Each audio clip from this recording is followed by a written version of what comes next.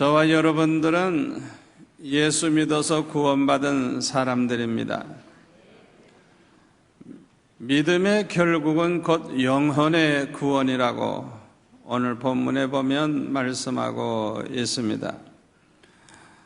저와 여러분들처럼 구원받은 사람들은 우리가 받은 이 구원이 얼마나 귀하고 복된가를 똑바로 알고 사람들 앞에서 간증할 수 있어야 할 줄로 믿습니다.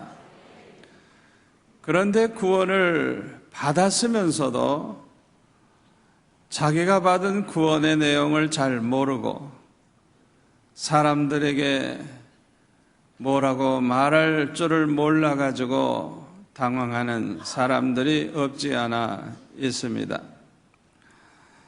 그런데 오늘 본문에 보면 사도 베드로는 우리가 받은 구원에 대해서 아주 자세히 설명을 하고 있습니다. 저와 여러분은 이 말씀을 통해서 우리가 받은 구원에 대해서 똑바로 알고 또 누구에게든지 증거할 수 있는 그런 성도들이 되시기를 축원합니다. 베드로는 예수님의 부르심을 받고 3년 동안이나 예수님을 따라다닌 사람입니다.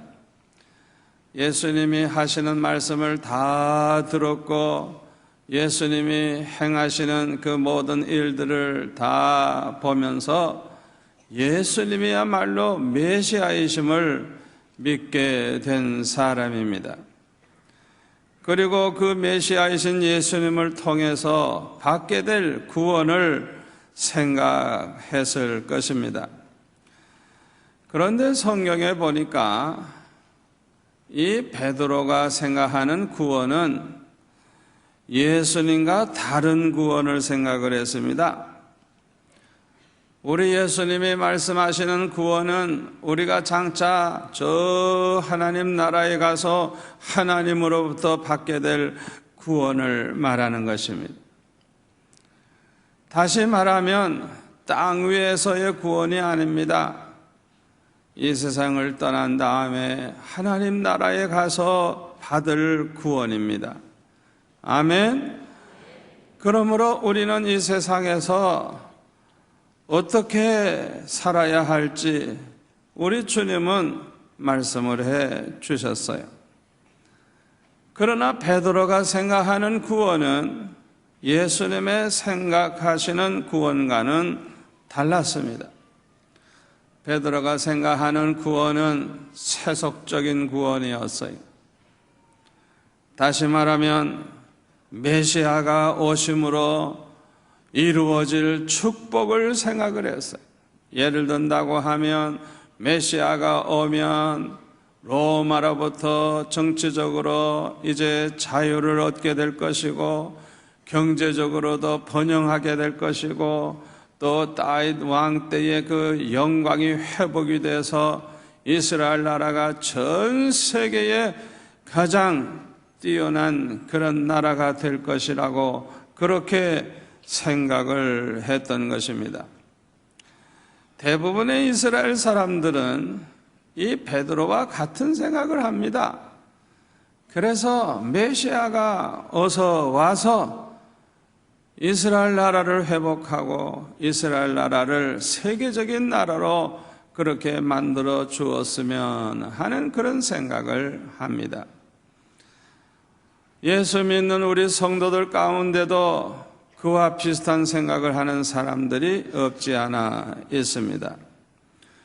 베드로는 이와 같은 생각을 하고 있었기 때문에 사도행전 1장에 보면 예수님께서 부활 승천하실 때에 그 직전에 질문하기를 주께서 이스라엘 나라를 회복하심이 있다니까 라고 질문을 했어요.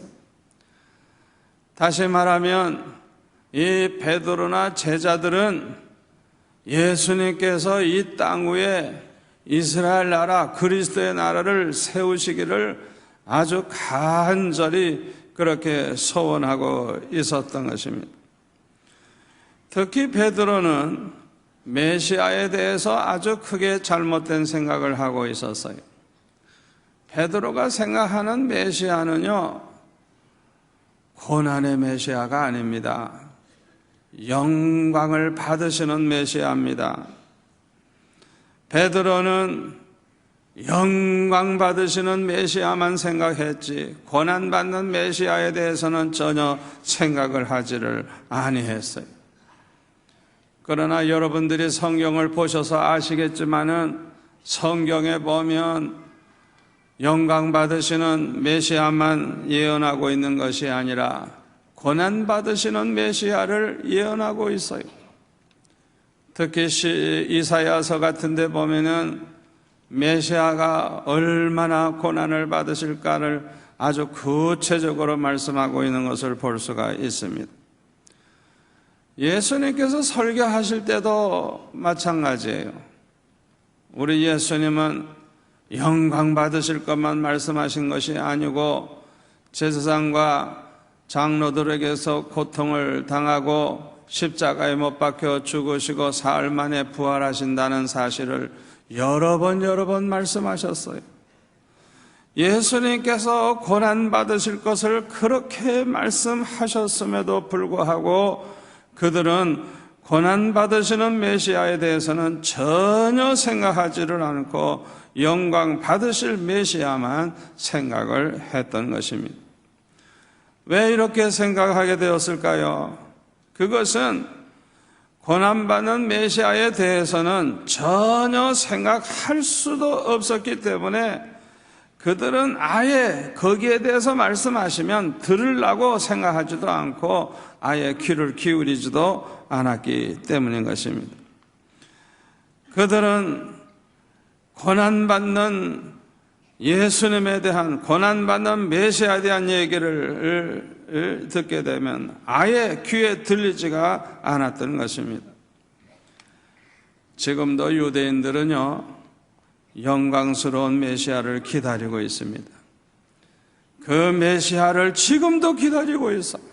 그 메시아가 와서 이제 구원하고 모든 문제를 해결해 주실 것을 그들은 고대하고 있습니다. 누가복음 24장 13절 이하에 보면 엠마오로 내려가던 두 제자도 아주 대표적인 그런 사람들입니다.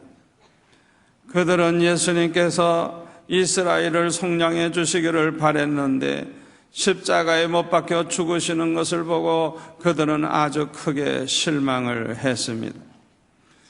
이때 그들과 동행하시던 예수님께서 낙심되어 있는 그들에게 이렇게 말씀을 하십니다. 미련하고 선지자들이 말한 모든 것을 마음에 더디 믿는 자들이여, 그리스도가 이런 고난을 받고 자기의 영광에 들어가야 할 것이 아니냐, 이렇게 말씀하시면서 모세와 모든 선지자들의 글로 시작을 해서 모든 성경에 쓰여져 있는 예수님에 관한 그 모든 기록을 자세히 설명을 해 주셨다고 그렇게 말씀하고 있습니다. 다시 말하면 예수님은 이제 고난받는 메시아, 그 고난을 받고 나서 영광을 받게 될 메시아를 그렇게 설명해 주신 것입니다. 성경에 보면 이렇게 메시아가 오시면 먼저 고난을 받고 그 다음에 이제 영광 받으실 것을 말씀하고 있는데, 이 베드로와 제자들은 메시아가 먼저 고난을 받고 나서 영광을 받게 된다는 사실을 믿지 아니하고 받아들이지를 아니했던 것입니다. 저와 여러분도 이런 실수를 하기가 참 쉽습니다. 예수 믿어서 복 받고, 예수 믿어서 잘 되고, 예수 믿어서 성공한다고 하는 그 생각은 하지만은 고난이 오면 왜 믿는 사람에게 하나님이 고난을 주시는지 거기에 대해서 받아들이지를 아니하고 원망하는 그런 마음을 가지는 사람이 없지 않아 있는 것입니다. 사랑하는 성도 여러분, 우리 성도들에게 찾아오는 그 고난이 장차 우리에게 가져다 줄 영광이 크다는 걸 믿으시기를 바랍니다.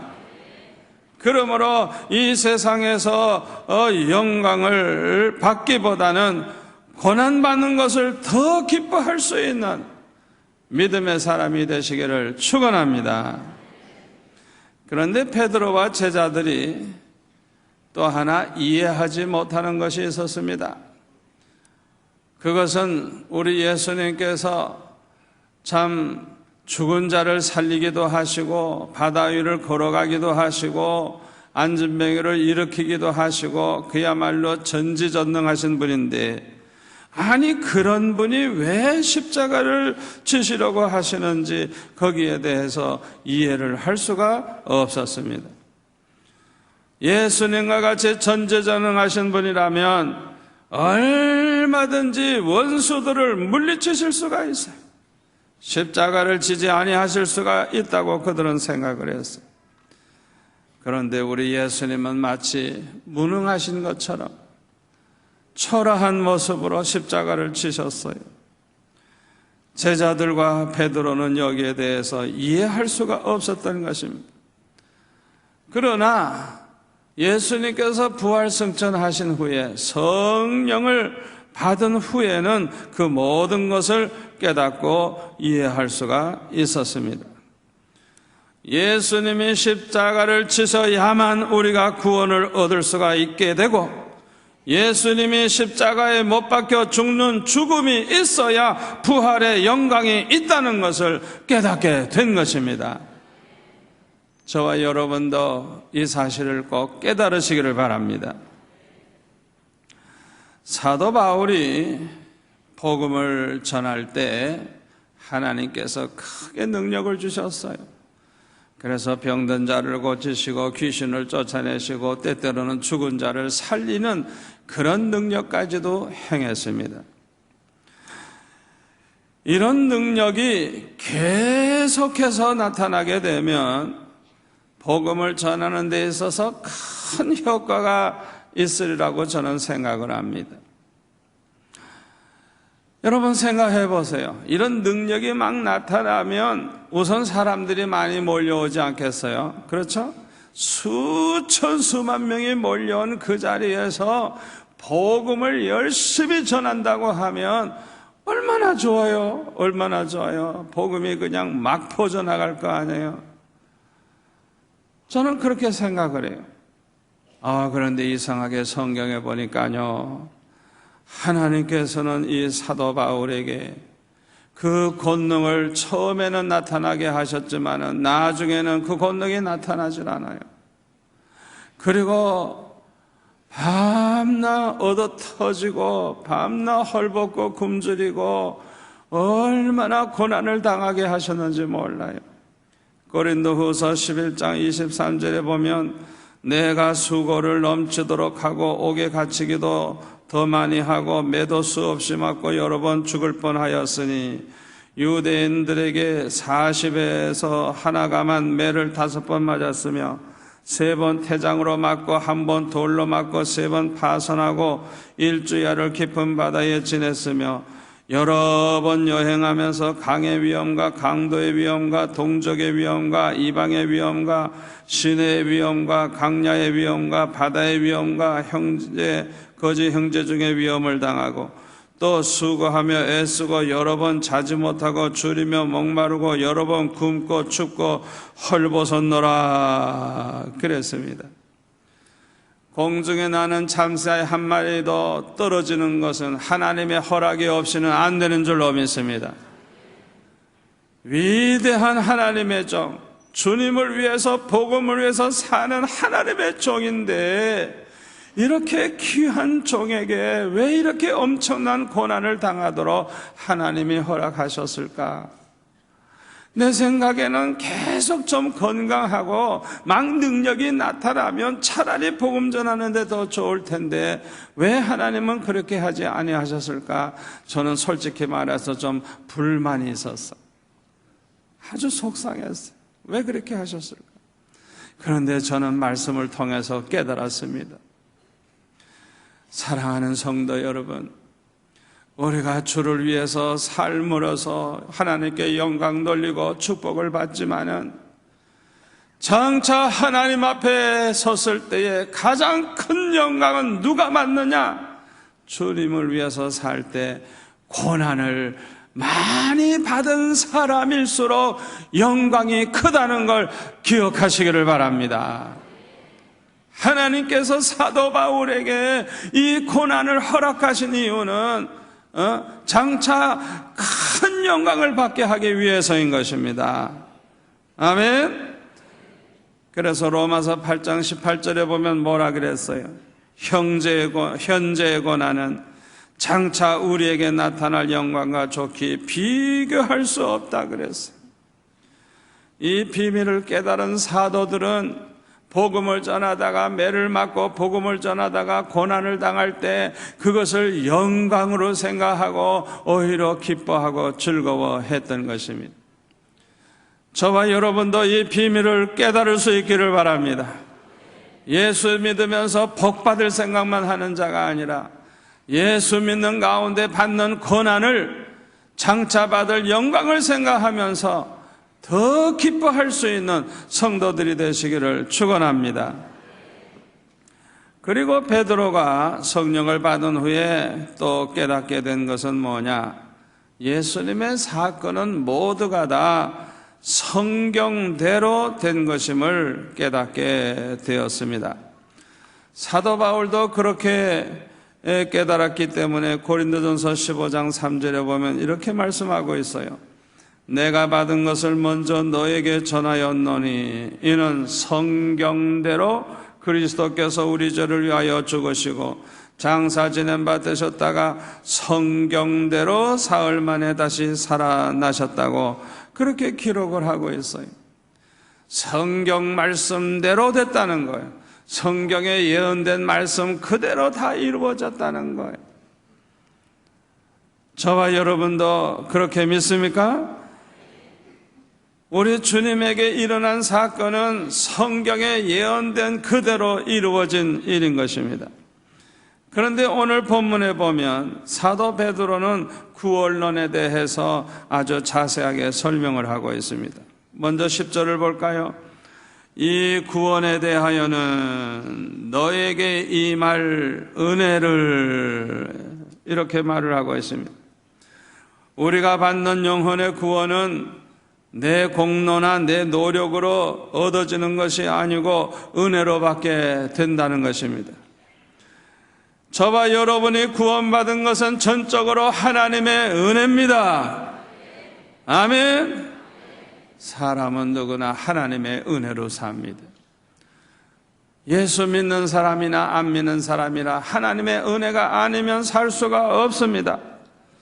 그런데 하나님의 은혜 중에 가장 큰 은혜는 뭐냐? 구원받게 되는 은혜인 것입니다. 우리가 세상에서 재벌이 되고 장관이 되고 박사가 되고 세상에서 유명한 사람이 된다고 할지라도 구원받지 못했다고 하면, 예수 믿지 않는다고 하면 그 사람은 영원히 지옥에 갈 사람이니 저주받은 사람이라고 할 수가 있어요. 그러므로 복 중에 가장 큰 복은 뭐냐? 예수 믿게 되는 복인 것입니다. 은혜 중에 가장 큰 은혜가 뭐냐? 예수 믿어 구원 얻게 되는 은혜인 것입니다. 아멘. 그러므로 저와 여러분은 구원 얻게 되는 은혜를 주신 하나님께 늘 감사하고 기뻐하고 영광을 돌리고 찬양하며 살아가시기를 축원합니다. 그 다음에 또 10절에 보면 이런 말씀이 있어요. 예언하던 선지자들이 연구하고 부지런히 살펴서 이렇게 말하고 있습니다. 여기 예언하던 선지자들, 우리 구약 성경을 기록한 그 선지자들이죠. 우리가 받는 구원이 우연이 아니라는 것입니다. 돌발적인 사건도 아니라는 것입니다.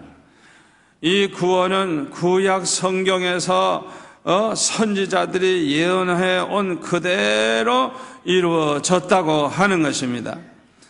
그리고 11절에 보면은 자기 속에 계신 그리스도의 영이, 이 선지자들 속에 계신 그 그리스도의 영이 그 받으실 고난과 후에 받으실 영광을 미리 증언하였다고 그렇게 말하고 있습니다. 여기서 말하는 그리스도의 영은 성령을 가리킵니다. 요한복음 15장 26절에 보면은 예수님께서 보혜사 성령을 보내주시겠다고 하면서 그 보혜사 성령께서는 예수님을 증언하실 것이라고 예수님께서 말씀하셨어요. 그러니까 성령이 하시는 일이 여러 가지지만은 그 중에 아주 중요한 일이 뭐냐? 예수님을 증언하는 일인 것입니다. 그래서 어떻게 보면 그리스도의 영이라고 할 수가 있는 것입니다. 우리가 아무리 구약 성경을 읽어도 성령이 인도하지 아니하시면 우린 거기에서 그리스도를 만날 수가 없습니다. 구약 성경을 기록한 예언자들 속에는 그리스도의 영이 계셨기 때문에 그들은 모두가 다 장차 오실 메시아를 예언하고 있습니다. 메시아가 누구며 어떤 분이시며 메시아를 통해서 어떤 일이 일어날 것인가 보여주고 있습니다. 그러므로 그리스도의 영을 받은 사람들은 구약 성경을 보면 어디에서나 그리스도를 만나보게 되는 것입니다. 왜냐하면 그리스도의 영이 그리스도를 알 수 있도록 인도해 주시기 때문인 것입니다. 저와 여러분은 성경을 읽을 때 구약 어느 부분에 누구를 향해서 기록을 보아도 그 속에서 예수님을 찾고 예수님을 만날 수 있기를 바랍니다. 본문에 보면 베드로 사도는 간증을 하고 있습니다. 성령을 받고 나서야 구약 성경의 선지자들의 예언이 그리스도의 영으로 말미암아 된 것을 깨닫게 되었다는 것입니다. 구약의 선지자들이 예언할 때에도 그리스도의 영이 역사하셨다는 것입니다. 구약 성경을 읽을 때에도 성령이 역사하심으로 그리스도를 만나게 된다는 것을 깨달았다고 베드로는 예언을 간증을 하고 있는 것입니다. 그리고 그리스도의 영을 받기 전에는 선지자들의 글을 읽어보았지만은 영광의 메시아만 생각했어요. 그래서 메시아가 어서 빨리 오기를 그렇게 고대했습니다. 어서 메시아가 와서 잘 살았으면 좋겠다고 생각을 했습니다. 그러나 그리스도의 영을 받고 보니까 메시아가 받으실 고난을 알게 된 것입니다. 그리고 그 고난이 없이는 영광도 없다는 것을 알게 된 것입니다. 고난의 메시아가 있고 영광의 메시아가 있다는 것을 깨닫게 된 것입니다. 베드로는 여기서 이것을 간증하고 있습니다.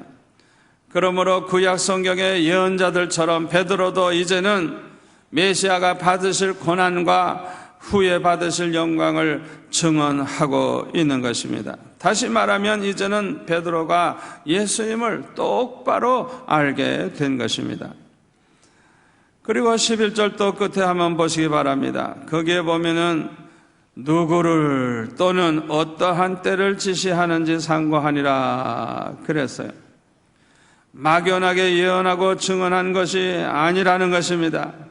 다시 말하면 구약의 이 선지자들이 막연하게 예언하고 증언한 것이 아니라 이 말씀이 누구를 지시하는지 어떠한 때를 지시하는지 그렇게 알았다고 하는 것입니다. 그리고 12절에 보면 또 이렇게 말합니다. 이 섬긴 바가 자기를 위한 것이 아니요 너희를 위한 것임이 계시로 알게 되었다고 그렇게 말씀하고 있어요. 선지자들의 예언은 선지자들을 위해서 그렇게 예언한 것이 아니라는 것입니다. 오늘날 저와 여러분과 같은 우리를 위한 것이라는 것입니다. 아멘. 그러므로 그 말씀 하나하나가 우리 삶 가운데서 이루어지는 것입니다. 12절에 보면 또 이렇게 말씀합니다. 이것은 하늘로부터 보내신 성령을 힘입어 복음을 전하는 자들로 이제 너에게 알린 것이요 천사들도 살펴보기를 원하는 것이니라 그랬습니다. 하늘로부터 보내신 성령을 힘입어 복음 전하는 자들 속에서도 성령이 임하셨다는 것입니다. 복음을 듣는 자의 마음속에도 성령이 함께 하심을 알 수 있는 것입니다. 이와 같이 성령을 힘입을 때 비로소 진리의 뜻을 똑바로 깨닫게 되는 것입니다. 그래서 메시아가 먼저 고난을 받고 후에 영광 받으실 것도 똑바로 깨닫게 되고, 예수님의 사건은 모두가 다 예언의 말씀대로 성취된 것임을 똑바로 깨닫게 되는 것입니다. 이렇게 저와 여러분도 그리스도의 영을 받아서 똑바로 깨달음으로 우리가 받은 구원이 얼마나 복되고 귀한 것인가를 똑바로 알고 모든 사람들에게 당당하게 간증하며 살아가는 성도들이 되시기를 축원합니다.